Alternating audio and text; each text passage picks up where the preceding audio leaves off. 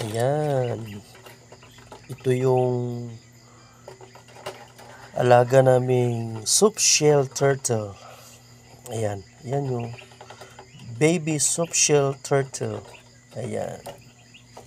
Nakikita nyo ba yung ulo ng turtle? Ayan. Alam nyo guys, soup shell turtle ay galing pala siya ng China. Ayan. Napunta dito sa lugar natin. By the way, ang soup shell turtle pala ay isang freshwater na pagong. Ayan. Or parang ayan, yun yung habitat niya. Ayan, lumulubog siya. Ayan, nagtatago. Ayan.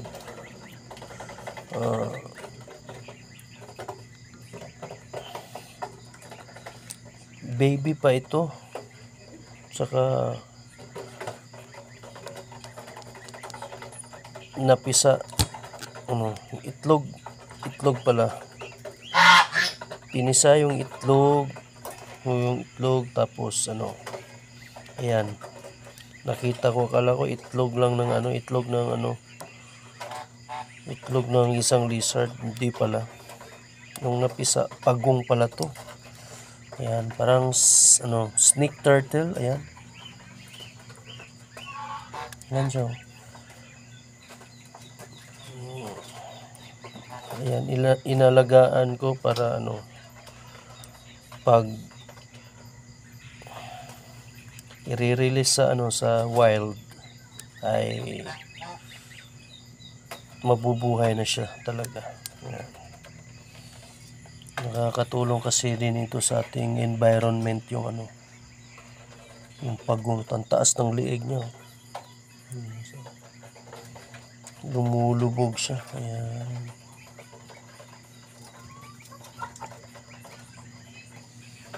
Ayan. May kasama pang isda. Ayan inalagaan ko kasi kawawa naman, baka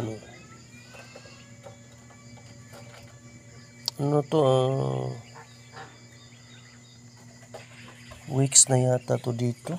Ayan. Ayan. Iba pala yung karakteristik ng pagong na to. Yung likod niya ay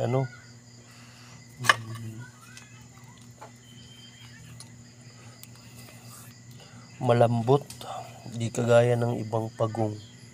Matitigas yung likod nila, yung shell nila. Yan, taas ng liig niya. Yan, yan. Yung pagong yan. Yan.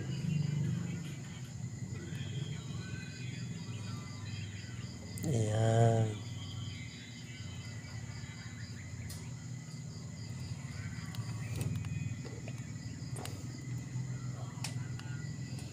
Ayan. Lalapit pa natin yung camera para mas lalo pang makikita. Ayan.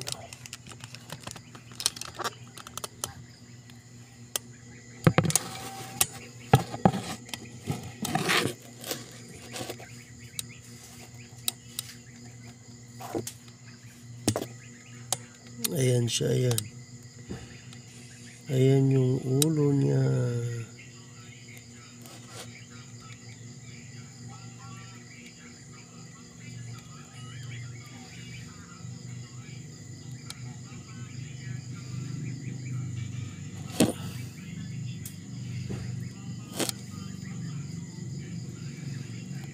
Ayan.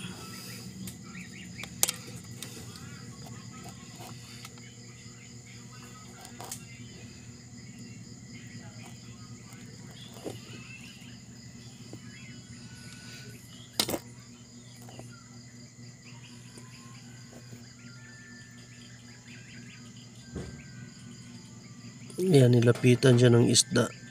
Buti hindi niya kinain.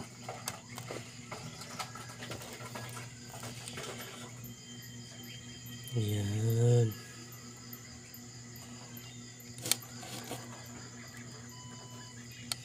Hinalikan lang siya ng isda. Ayan.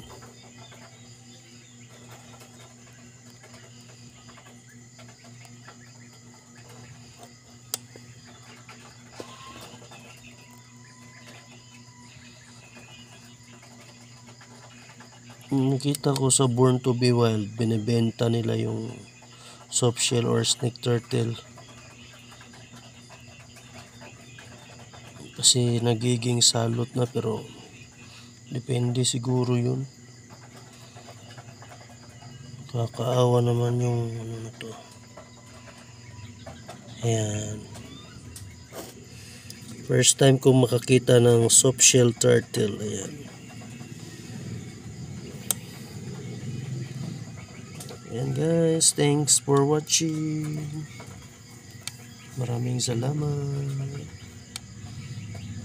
Ayan, ang laki ng mata niya. Tinitingnan niya yung ilaw. Ayan.